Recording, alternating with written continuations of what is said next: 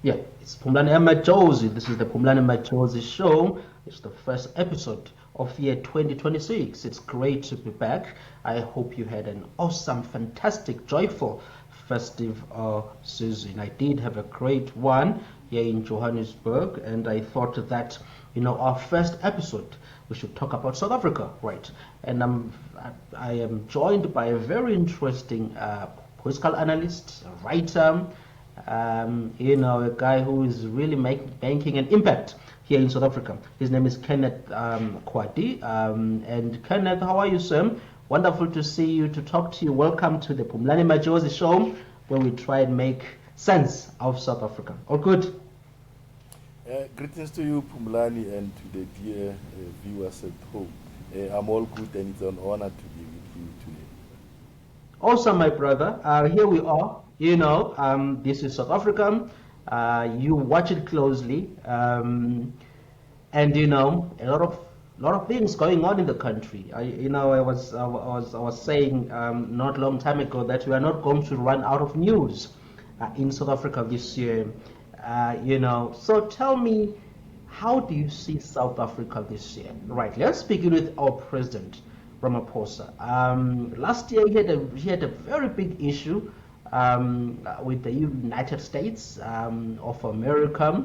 We've seen the tensions getting worse. Actually, the situation is getting worse between South Africa and the US of A under the Trump administration. So he really had a tough time there last year. I'm sure you will recall the White House meeting, in May last year. Very, very dramatic. A huge spotlight on South Africa during that meeting.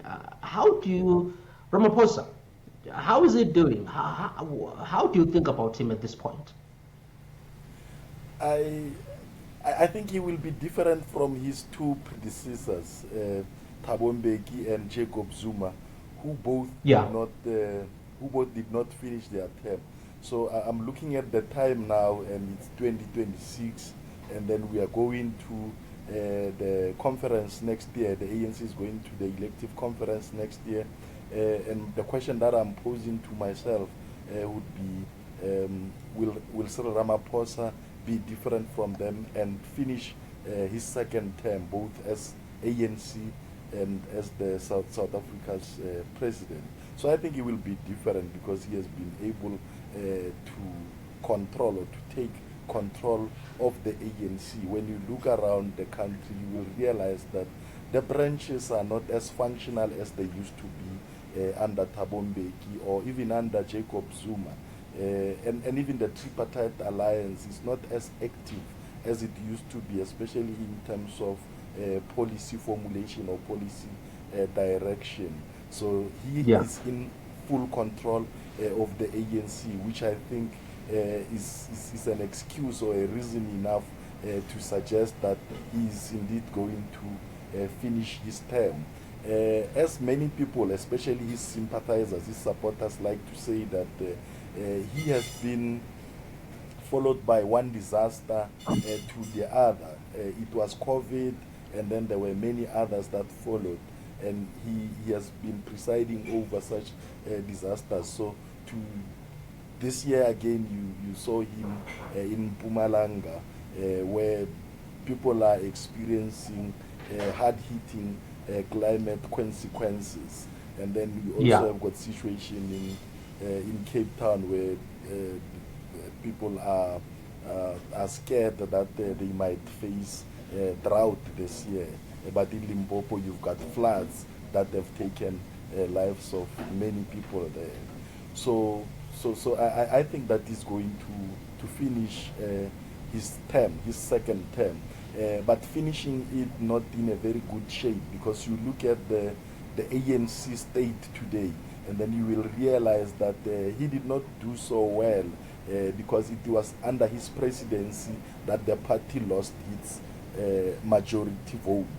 And we saw that it is the party in decline, even in the Northwest, where they were celebrating their 114th birthday. The stadium was not full to capacity, as we know that this is the party that is the crowd puller.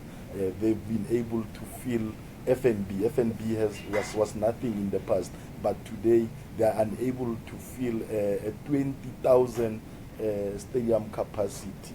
It's a struggle for them, but you look at the parties like the EFF, IFP, it's easy for them to fill the stadium.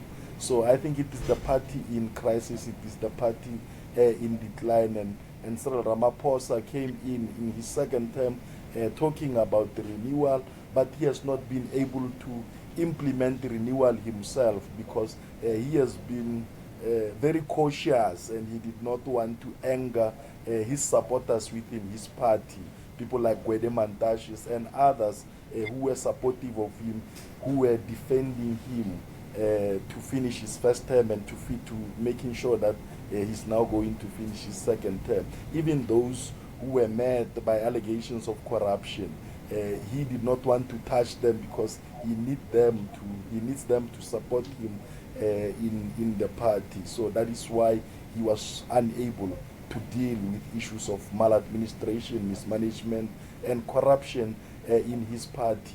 When we go outside, we look at the international scale, you will realize that his foreign policy has been also met by a lot of inconsistencies. You take, for example, the 2022 Ukraine and Russia conflict, or the Russian invasion against Ukraine. The ANC did not do much because they did not want to get into the wrong side of Russia. And then you take again the Hamas attack against Israel, where more than 1,200 people died and more than 250 were taken into hostage, and many others did not make it out of those tunnels from Gaza back home to Israel. And we know that others were American citizens. And the ANC did not condemn such brutal actions. Instead, they invited Hamas to come to South Africa, and they strengthened their alliance with Iran and all this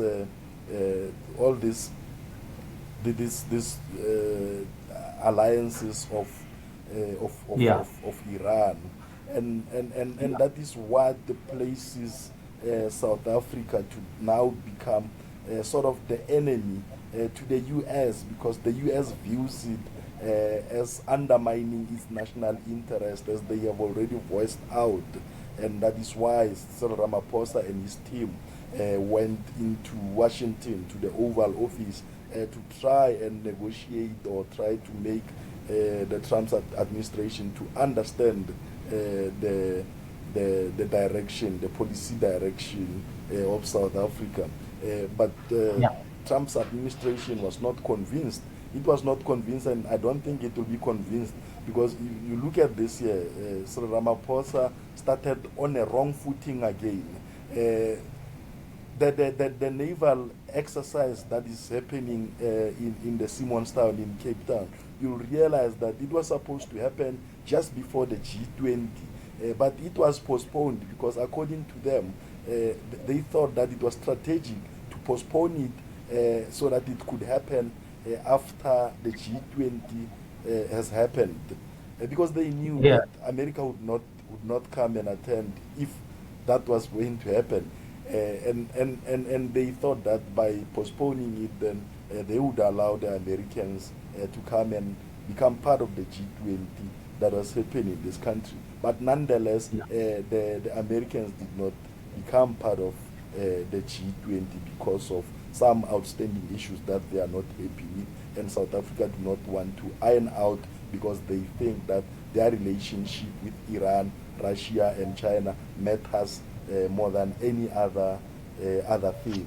They did not, or they are blind to even recognize that that the U.S. is the second biggest trading partner, one of the critical important trading partner in South Africa, or to South Africa, with 600 U.S. businesses present here in the country, hiring more than 140,000 people who are employed by American companies. We know that South Africa is struggling to sort out or to address the unemployment levels, Yeah, which the is crisis, skyrocketing each environment, year. yeah.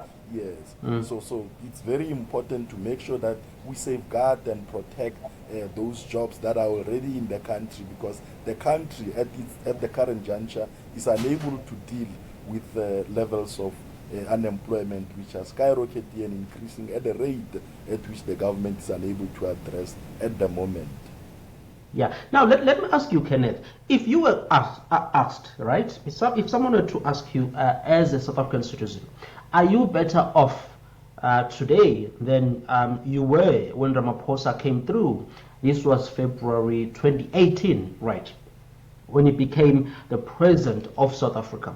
If you were, people were asking you, are you better off? What would you say? Are South Africans better off under President Ramaphosa on net balance?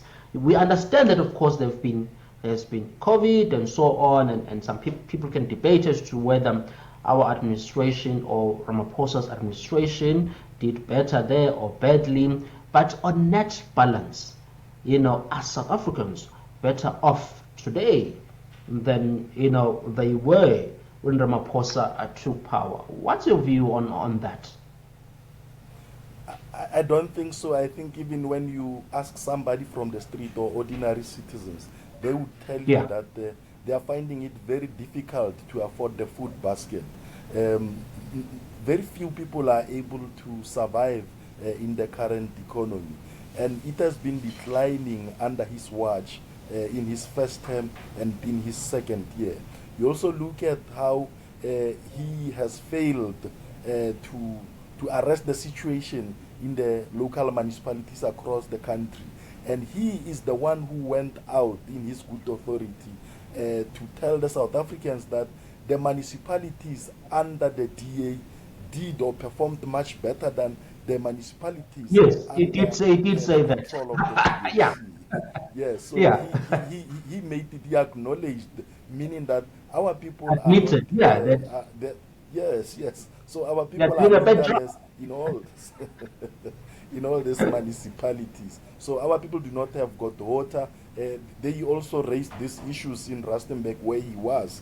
They don't have proper roads. And when you don't have proper roads, I'll give you an example of what happened in the Northwest just before 2017. So there was a clover company that used to hire more than 900 people there, permanent jobs, in the district called Nakamudiri Mulema.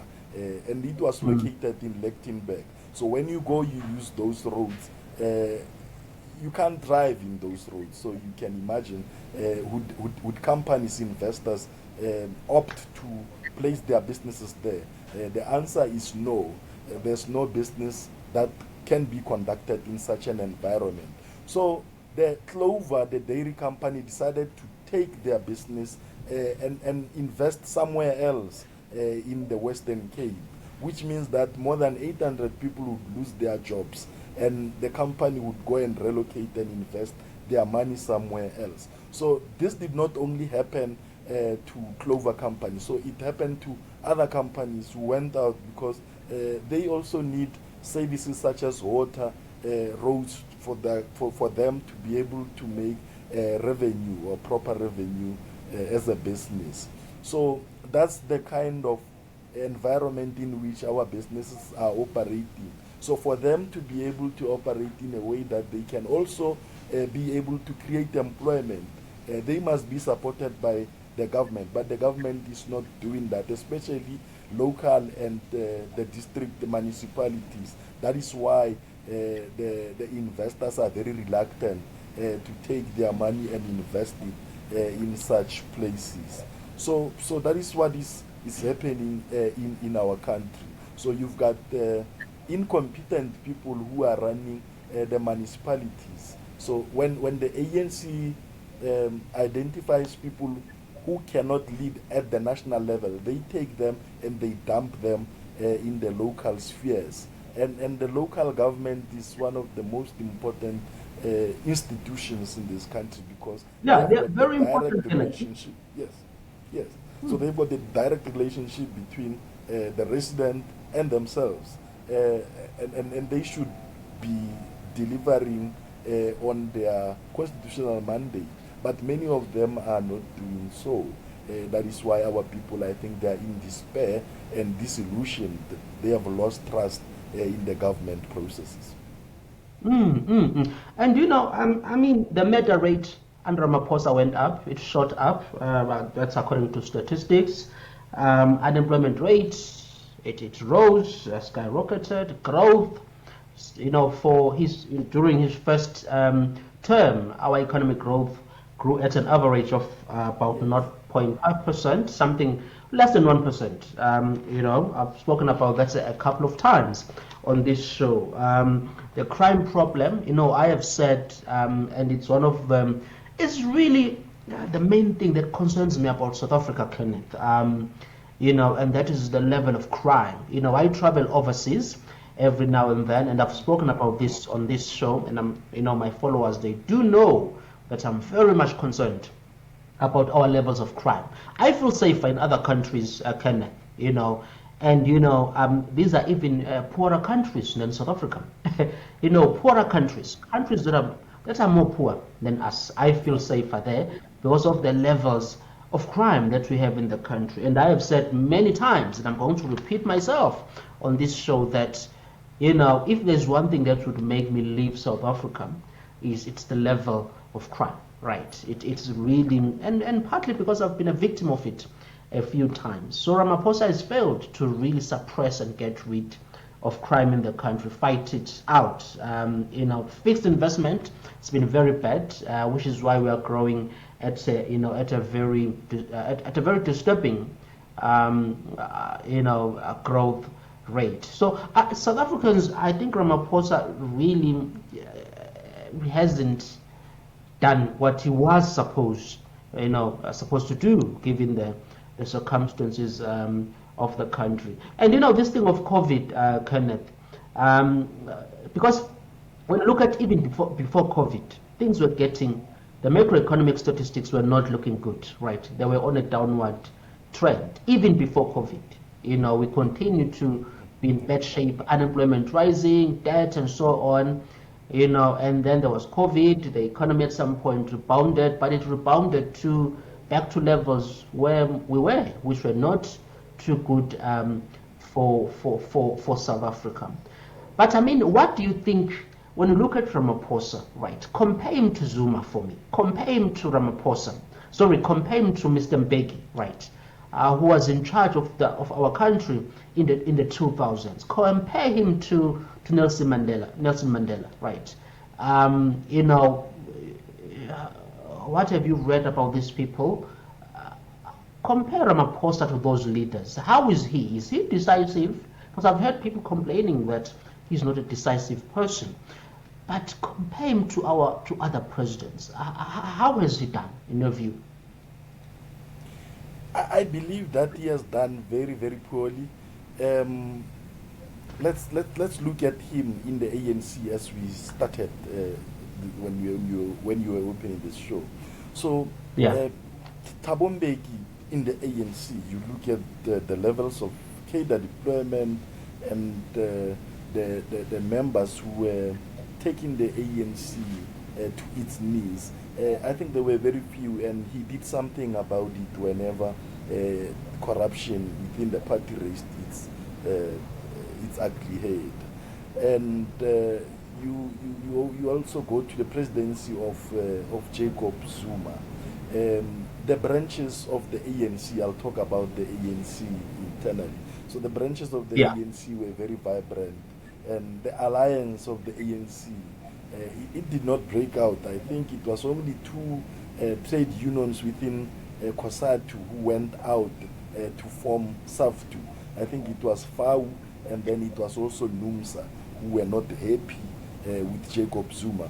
But ultimately, you've had the SACP, which was part of the alliance, and there were avenues to raise concerns within the party.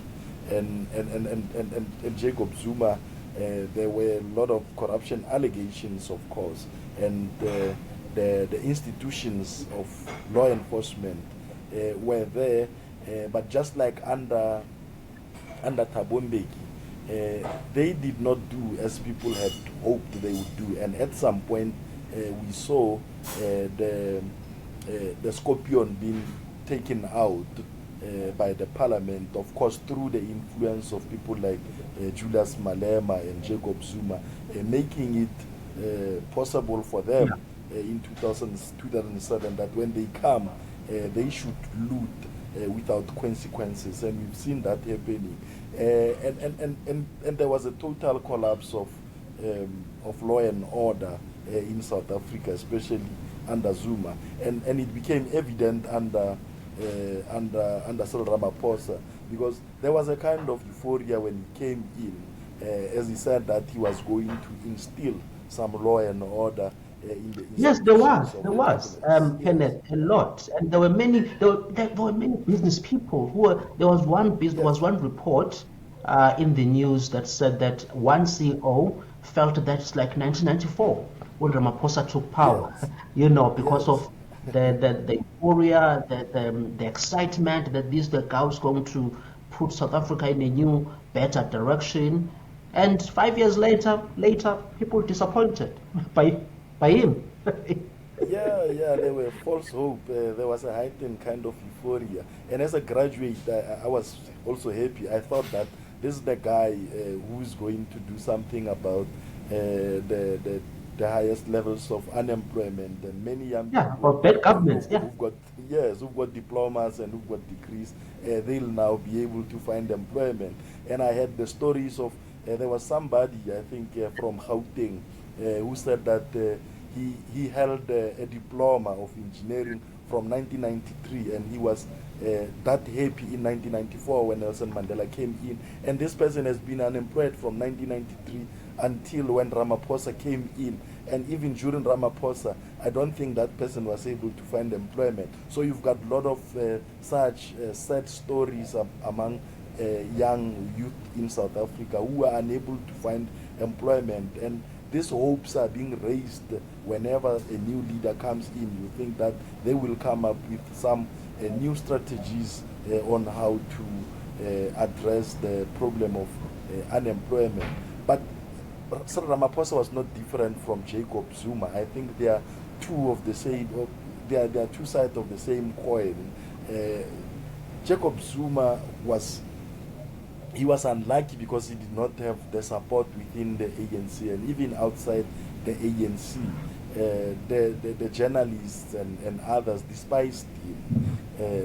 And you have got Cyril Ramaphosa, who is often defended by his party members, and is also defended by people who are outside of his party, such as there are journalists who are still supporting and making sure that Cyril Ramaphosa finishes his term, which Jacob yeah, Zuma was not the beneficiary of such a support. That is why he was unceremoniously removed from his position in the ANC and then in the institutions of government.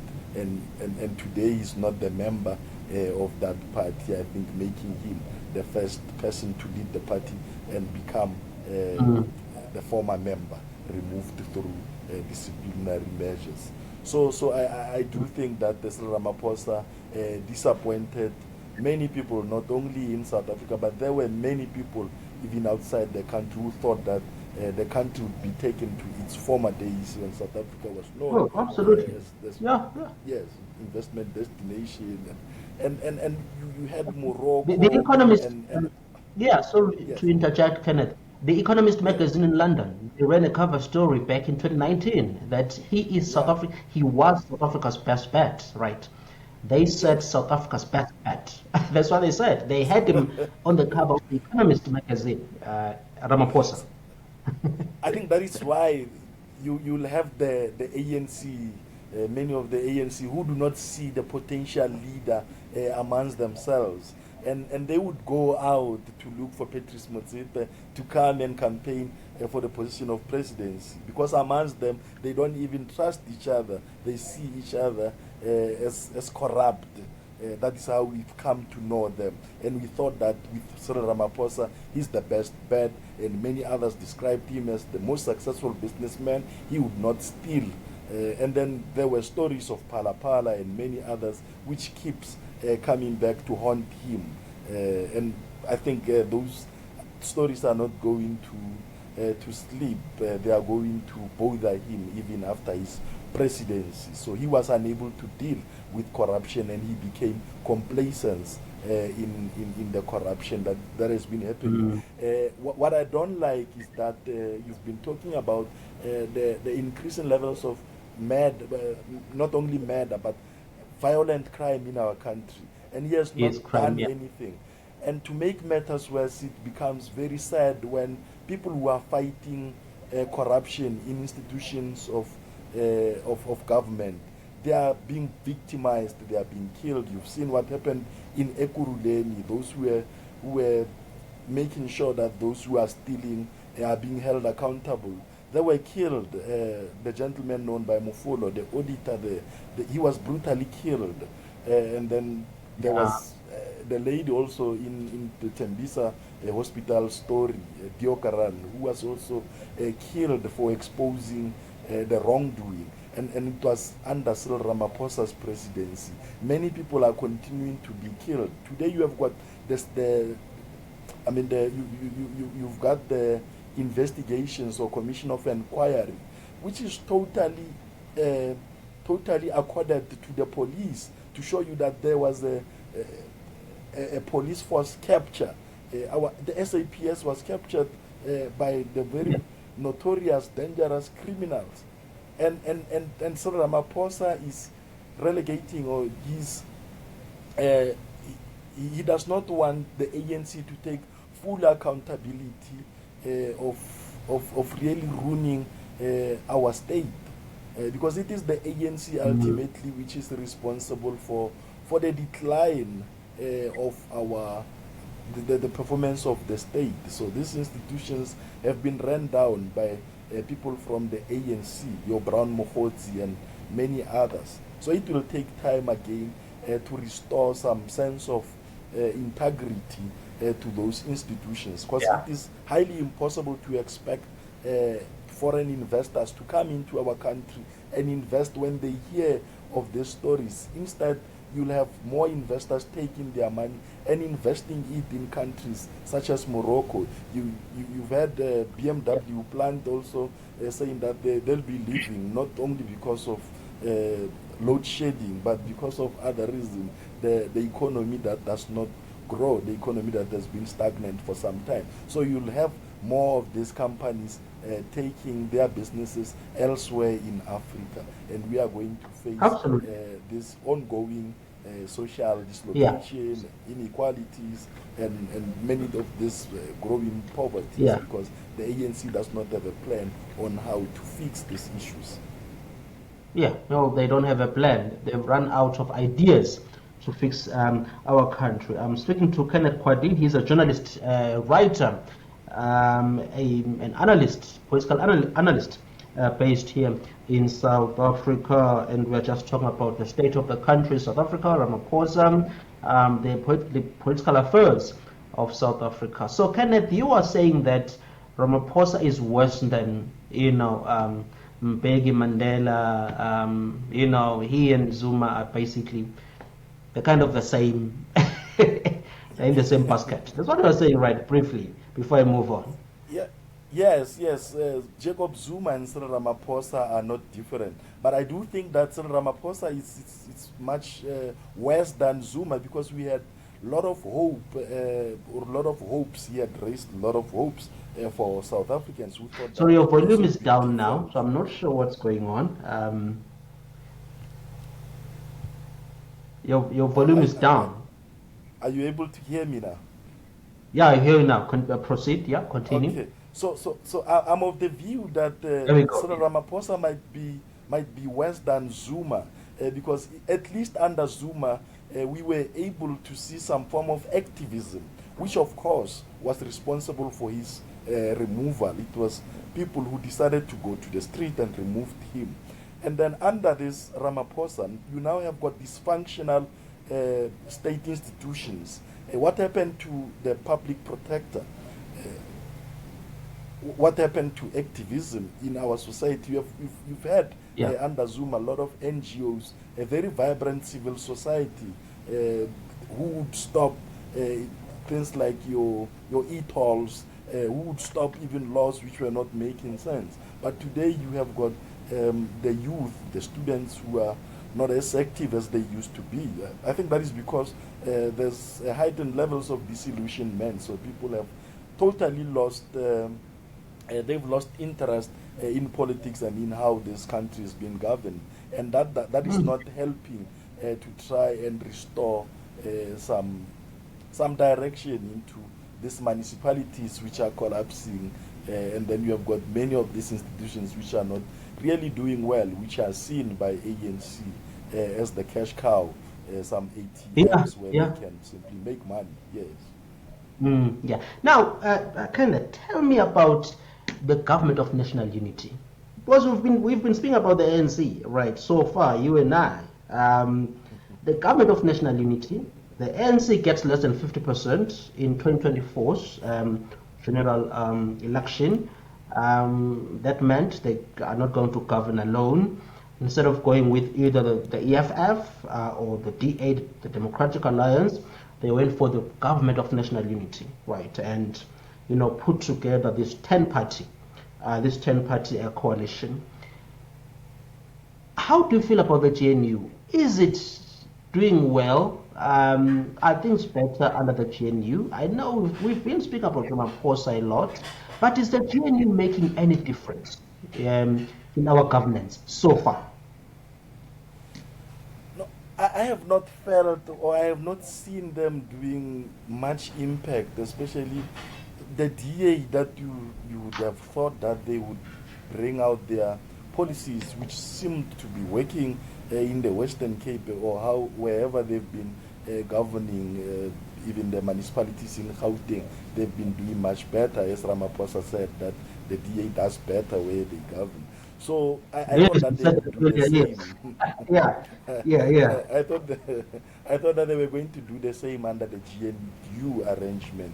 But when you go and look So around, uh, just as you mentioned DA Kenneth, do you think they are they fighting for what they stand for in this GNU? Are they being effective in this GNU?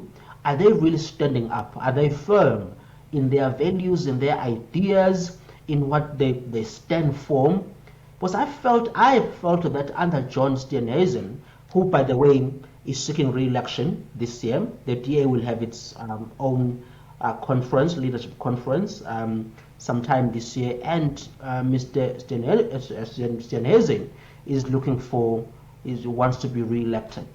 And under him, have they been effective in fighting for what is right in this GNU? no, I really don't think so. I think he's spending a lot of time too fighting for his survival in the DA. You've seen Yeah. the guy, Dennis, the guy who just left the DA, who was making serious allegations also against Steenhuisen.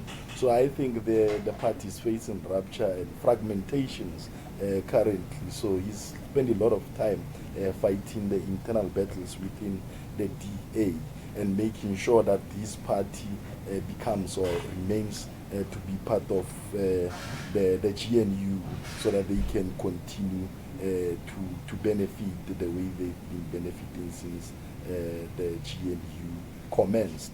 So I really don't think the DA stands or they've been defending Yeah. their values within the GNU. Because if they did, because something comes to my mind when you are posing that question, that this is Yeah. the party that used to make a lot of sense.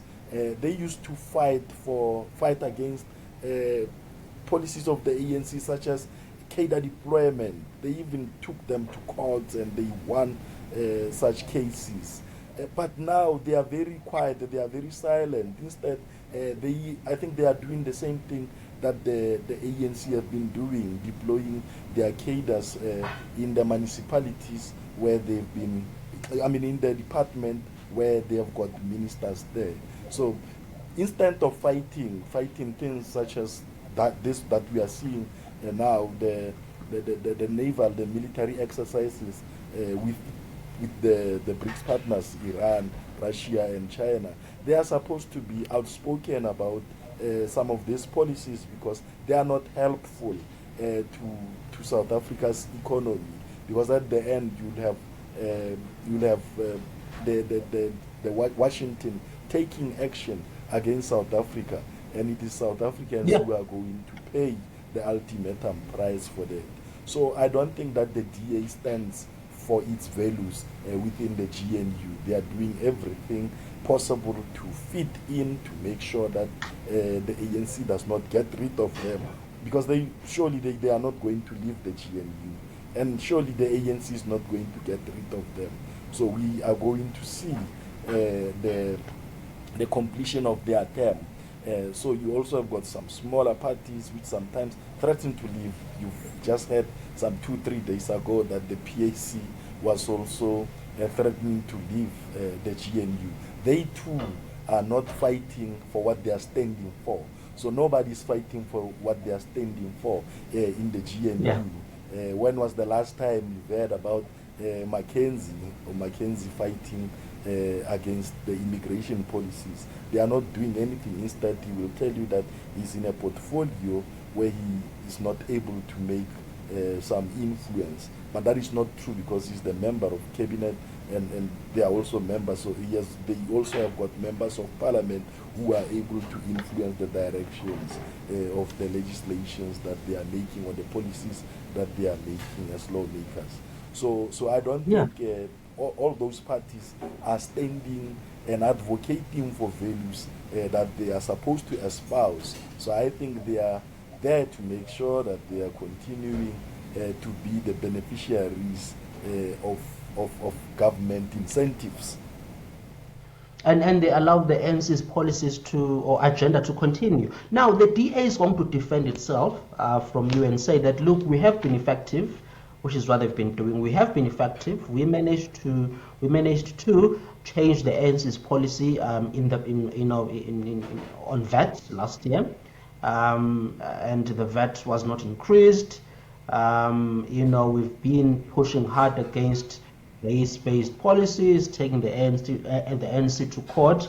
That's what they're going to tell you, and they will say that, look, if it's not us, the alternative is the MK party and the EFF coming together with the ANC, and then the country is going to collapse. In fact, that is what many people within the investment world and within business, they argue that, well, if it's not the DA and the ANC and other parties in this GNU, well, the alternative is much worse. It's going to be the MK, the EFF, and the ANC, and it's going to be more messier in South Africa. What's your response to that? That things would be worse, much worse, if it is, if it's the MKs and the EFFs inside the GNU with the ANC.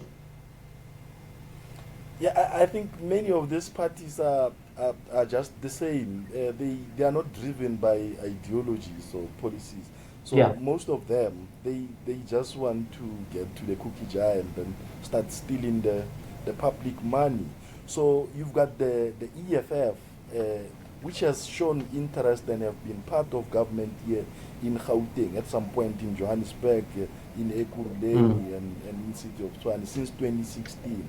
And what have they done to try and change the fate and the fortunes of those municipalities? They've done nothing. Instead, wherever they were part of the government, the corruption levels were increasing, and they did not do anything as they claim to be doing in the parliament to try and fight corruption and try deliver the services to the communities. So I think the same would happen also in KwaZulu-Natal.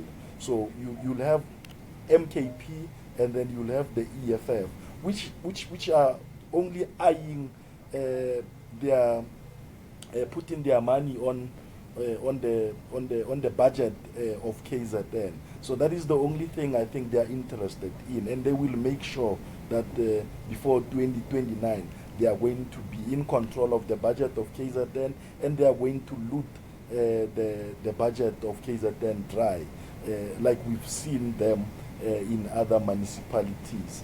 You've got these claims which were made by the former deputy president of the EFF, Floyd Nyiko-Shivambu, who said that EFF has been involved in corruption where they've been governing, they've been getting tenders like the ANC does. So the culture is the same. There's no difference among them. They all want to loot from the public purse. So From the public press, yeah. I think it is now upon the electorate in South Africa to go to the polls and vote for the kind of leadership that can really take them from the situation that they are in and deliver them to prosperity. Because I don't think that under the ANC or under MKP and the EFF, they would have been delivered from poverty and the kind of challenges that they are currently facing. They are currently facing. Let's talk about local government elections quickly, and then we move on to foreign affairs in our last segment of our conversation. Local government elections. Do you think the NC is going to continue declining again? Because that's my view. I think they will continue declining in metropolitan areas. The decline will continue. They're not going to do well because of how messy things are in local government. How are they going to do, the NC? I think they're going to do very bad this time.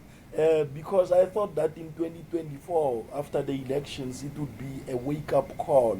They would smell the coffee and start going to communities and ask for forgiveness, not just sentiments, but also accompanied by actions. But you did not see that. You continue to see arrogance coming out of them. They did not fix things. So when you see in rural provinces such as the Northwest, where they've lost a couple of by-elections. So I think that tells you that they are not going to do well in the upcoming local government elections.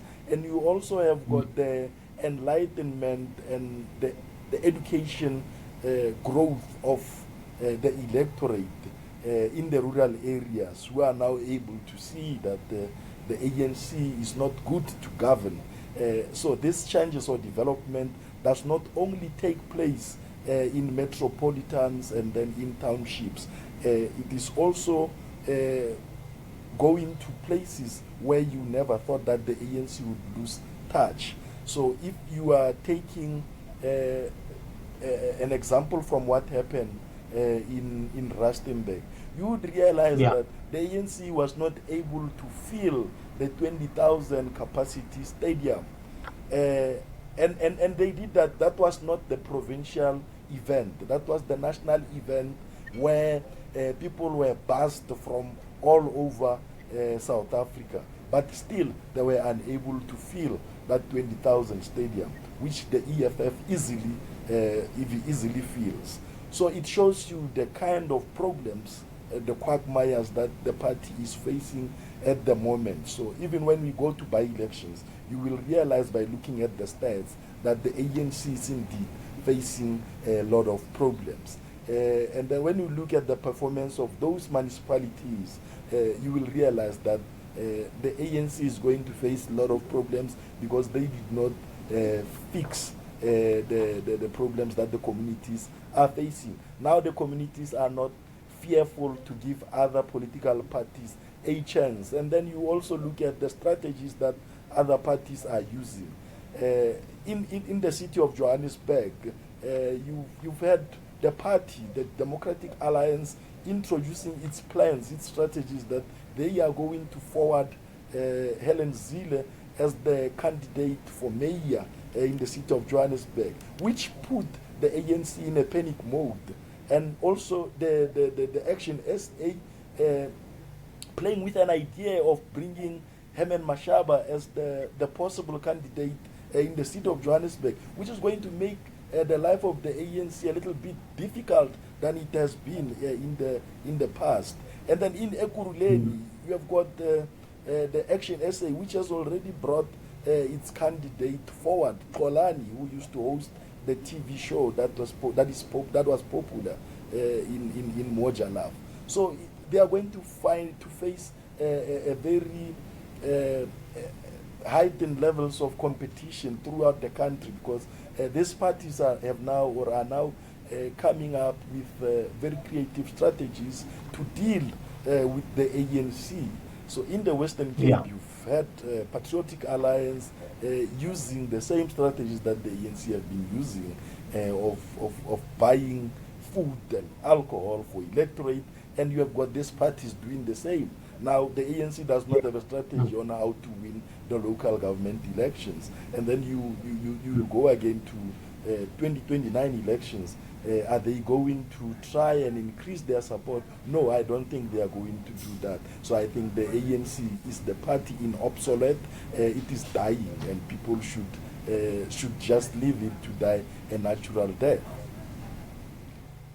Now, let's move to foreign policy. The first question for you is, why is South Africa in the fallout with the United States? Right. In your assessment, why are we in this situation that is getting worse? What happened?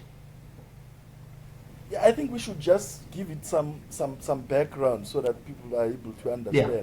So in the or just before the end of Cold War in the 90s, so the ANC aligned itself with these organizations which considered themselves to be on the left of politics, Russia, China, and others. But that does not mean that the US and other parties were not assisting or helping them, because we know that many liberation movement figures were also exiled in the US. So at the end of the Cold War, so you've had Bill Clinton as the president of the US, and because the US was not really interested in Africa, they at the end of Cold War they introduced policies. They moved away from the so-called policy of containment to policy of enlargement. That was the strive to try and convince African countries, or the countries in the global south, to advocate for the liberal democracies, to espouse and to practice liberalism. And America did that, and they engaged obviously with South Africa, and the ANC started to make sense to the US or to Washington. So even in 1993, Nelson Mandela went there, and he addressed a lot of people in various halls or in the US, trying to make sense of South Africa's would-be foreign policy when they get into government in 1994. And when he got in 1994, he based in his foreign policy at the time, 1994 to 1999, on moral authority. So he was saying that South Africa would defend the human rights throughout the world, and they would not necessarily support Russia or support whatever country. So he was wise, or Mandela was wise, because he did not want to lose the support of the USA, and by obviously aligning with Russia, with Iran, and then with China, because he understood that, and they told him that they did not like it when South Africa was cozying up with countries such as Libya, Cuba, and others which were obviously deemed to be authoritarian. And under Thabo Mbeki, it was not as severe as under Ramaphosa. So what Mbeki did under, I think, foreign policy at the time was under the likes of Aziz Pahad, who was the deputy at the time. And he tasked them to go and make some findings on how the foreign policy of South Africa should look like. And it was under Zuma that we lost control of how the foreign policy of South Africa should be like. And in 2007, because you've had people under Kgalema Motlanthe, especially when they have successfully removed Mbeki, they were just too happy to have removed Mbeki, whom they thought that he was disturbing them, or he was he was on their way because they could not loot, they could not steal. And they Yeah. took the recommendations that were coming from people like Aziz Pahad, from experts in the foreign policy, disregarded it, and then they continued with life as usual. And that's why we had problems under Zuma, because there was no Mm. or no less attention given to our foreign policy. And under Ramaphosa, obviously, you have him continuing where Zuma left off by causing up with such countries such as Russia, Brazil, Iran, which obviously are posing threat to the national interest of America. And then you've had South Africa, not out of its own volition, but out of the influence of Iran, taking Israel to the ICJ. But what was the end goal of taking Israel to court? What would South Africa benefit from taking Israel to court? What would South Africa benefit for strengthening relations with Hamas? Would we get more businesses, more Yeah. investment? I don't think Those are so. excellent questions. Yeah. And Yeah, the so sad that's thing what with happened. those, and the sad thing, Kenneth, is that when we make those comments, we are called all kinds of names. When in fact we are saying that South Africa must be smart when it comes to foreign policy. We must be intelligent. We must pursue what makes sense for our country, right? What will help Yeah, us to bolster trade with nations like the US. US is a very, very important market, right? of These course, the of course. people who tell you that it's not an important market, we can find an alternative elsewhere. Yeah, Those people are not being honest. And we need the yes, US yeah. market more than they need us. No, So yeah, it's true. continue. Yeah, no, it's true. I agree with you. So our foreign policy should be aligned with our domestic needs. So we need Yes, yeah. jobs. We need Need security investment. services. Yeah, You were talking about yeah. crime in our country. So we need America. We need them more than they need us. So we have to make such acknowledgement. So people do not understand. So where are we going to get the market as big as that of the US? We are not going to get such a big market. Not now, not anytime soon. And how is Iran contributing to the development or to the economic growth of South Africa? I don't see Yeah, what's how the they are benefit? benefiting us. Why do we have to sacrifice the US market for Iran market, right? A chaotic Of, country that is run by of course. dictators who are financing terrorism in the Middle East. Why would we want that, Kenneth? That's Yes. just makes zero sense. Yeah, it does not make sense. So, but I'm just thinking here that these are some of the worst decisions that are taken by fewer politicians within the ANC. The other problem was the Islamization of the ANC, where there was a takeover by some Muslims of the ANC, and there was a decline of the Jewish influence in the ANC. We should remember the kind of influence that the Jews had in the liberation of this country.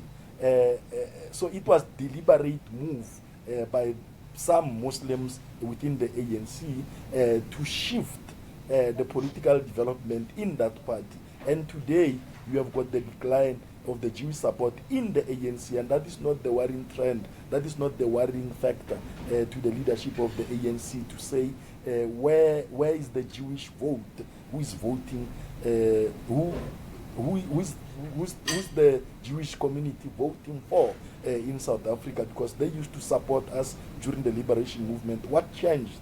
Those are some of the questions that the ANC should be asking.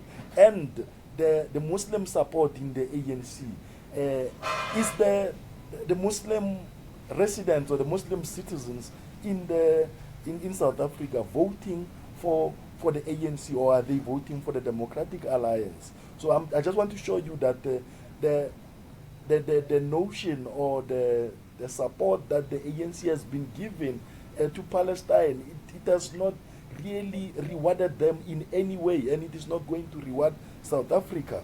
So you have got the party that makes noise about free Palestine.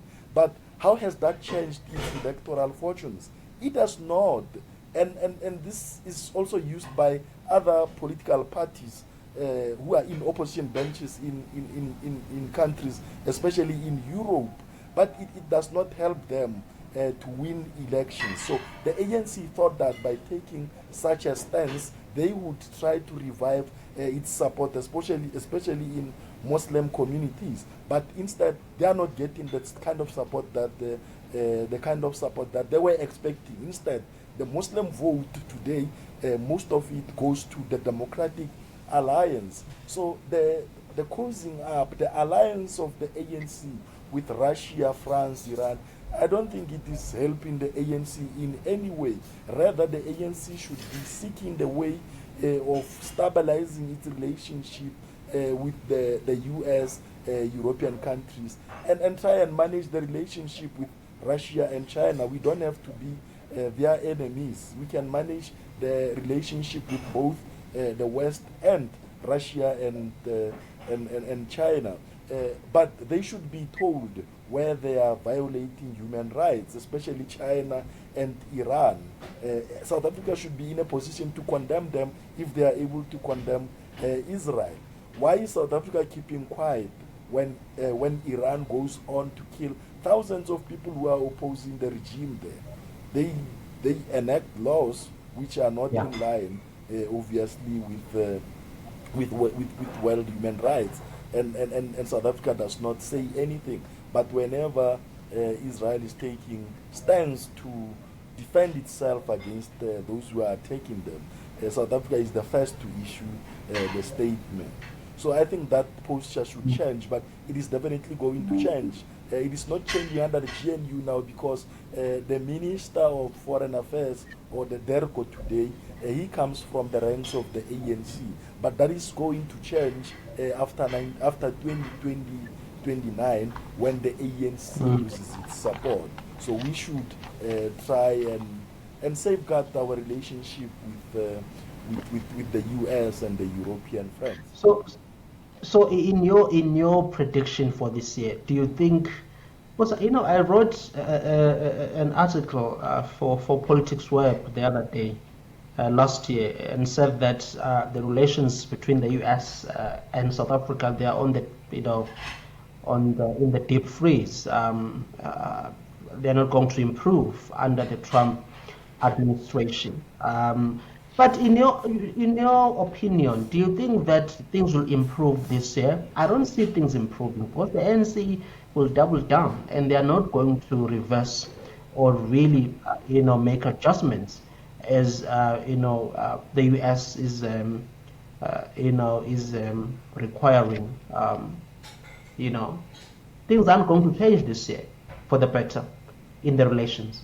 Do you agree with me?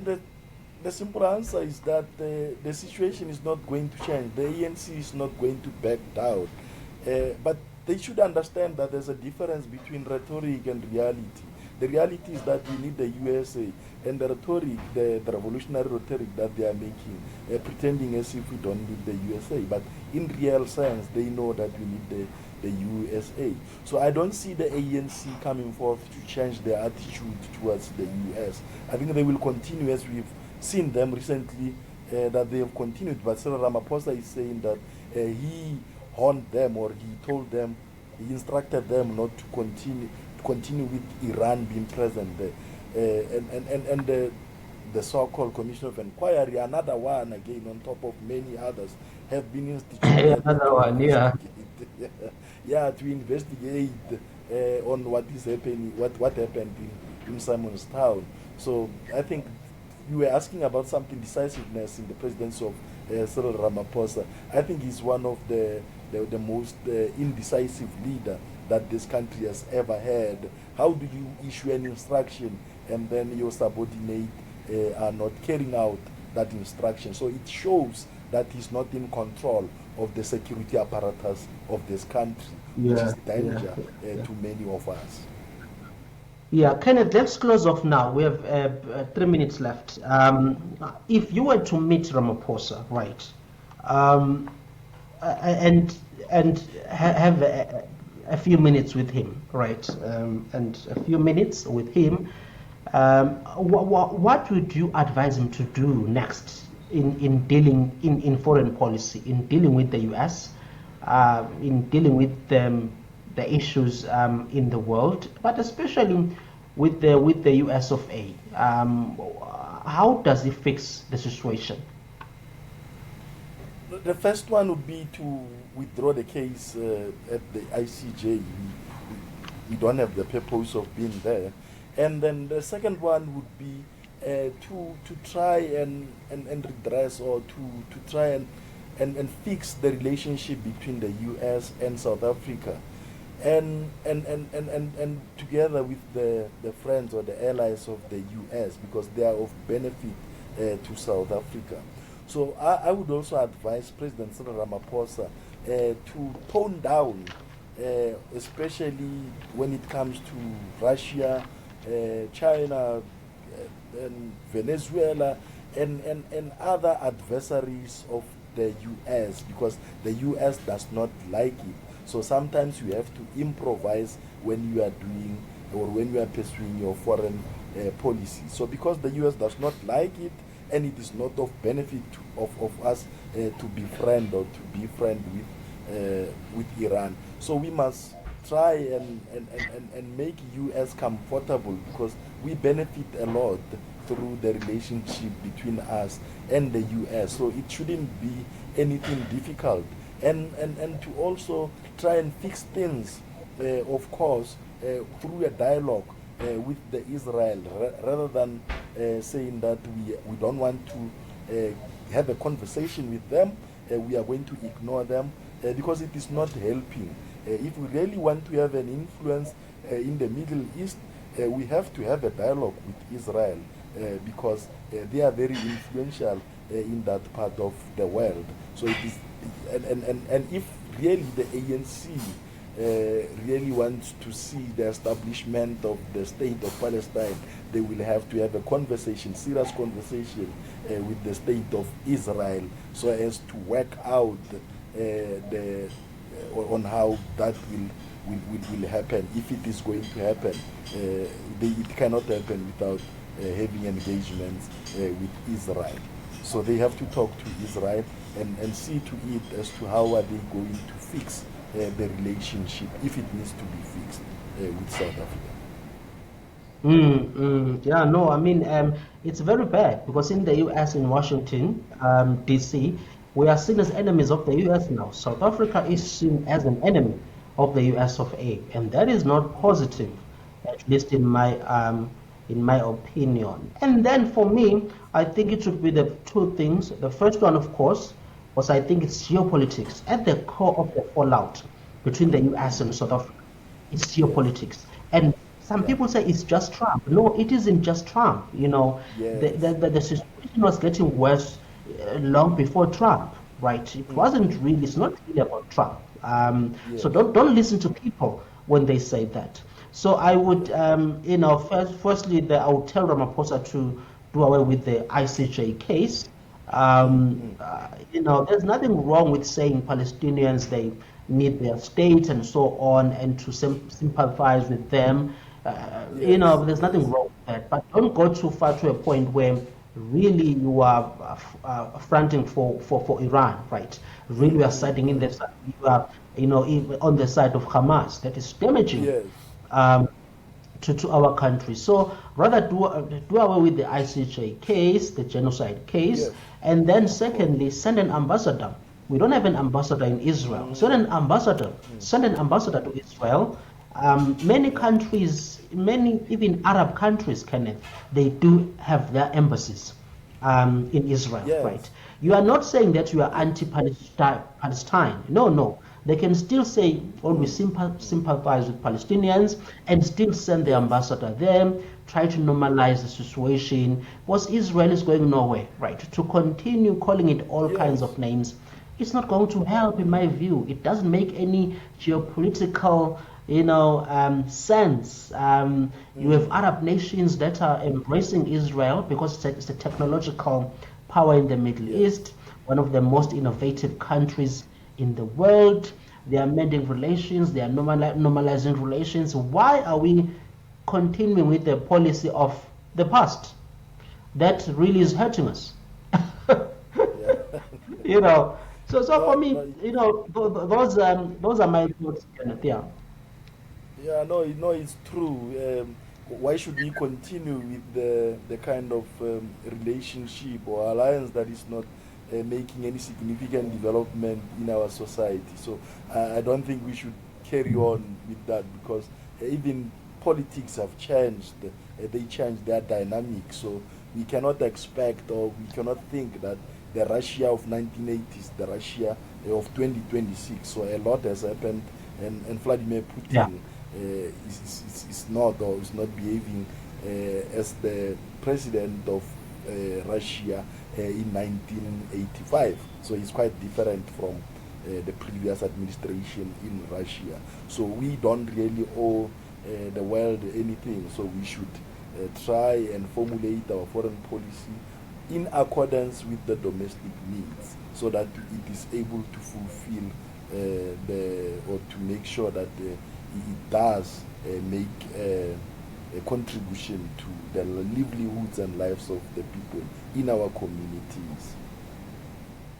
And then one thing I should mention is, of course, adjustments in our policies as well. At least in Yes. my opinion, there are policies that are really they don't make Mm. sense. 31 years Yeah, of our yeah, democracy. And yeah, Trump is right to call them out, right? Our land reform policies, I don't think they are optimal. They make sense. This yeah, thing of expropriation without compensation, in my opinion, all these things, right? And it doesn't make any economic sense. And for me, it's about yeah, economic sense. And when the US complains that, if we come to invest there and you want your political elite or your elite to yeah, have yeah, 30% of the stake of our investment, to us yeah, yeah, that's a tariff, at least according to the Trump administration. So yeah. we have to negotiate those things when it comes to trade, I think, in my view. Yeah, no, you are quite right. You go and take the land reform program. You sit down. You look at this thing called the Communal Property Association, which is a vehicle used to allocate or reallocate the land to the rightful owners. And then you will realize that 98% of them are not doing well. They've taken the land from white commercial farmers who used to create employment and contribute to food security. They've taken that land and they've given it to people who have got no idea on farming, who have got no idea on what to do with this land. And these people have rent that land down. They are not doing Yeah. anything with that land. You go No to productive. Yeah. Limpopo. There's a place called Zebediela there, which used to be the hub of oranges in Africa. So everybody knew the place was known as Dinamuning, Kodinamuning. And today there's no a single tree of the oranges, because we we ran the place down, and it was through this land reform program. So I have not seen one example of a successful land reform project in South Africa. Yeah. You go to Northern Cape, the same with the one big farm which used to produce grapes there. So it's an open veldt land which is not productive anymore. Yeah, and that's bad for our economy. Kenneth, wonderful to talk to you, sir. Thank you so much for taking time. I really appreciate it. I hope we will do it again. Very, very insightful dialogue. I hope my audience will find it insightful as well. Where do people find your work? Do you have something you can point them to if they want to know more about you and your work? I've got the Twitter handle, so it's at Kenneth Kgwadi, and then I'm Yeah, also, yeah, I'm also on LinkedIn as Kenneth Kgwadi. Yeah, I've got, yeah. yeah, and on Instagram again. Yeah, that's where I usually post the work that I'm doing, and otherwise I'm Fantastic. featured in few or selected mainstream newspapers in South Africa. Newspapers. Fantastic stuff, man. Kenneth Kgwadi is a journalist, political analyst, writer as well, and we were having a conversation with him on South Africa's affairs, political affairs. We spoke about domestic politics as well as foreign policy as well. Will Ramaphosa work things out with Trump this year? Will the ANC, how will the ANC do this year and beyond? That is, what is the state of the ANC? That was our discussion with Kenneth Kgwadi. It's Phumlani and Majosi. This is the Phumlani Majosi show. We'll chat soon.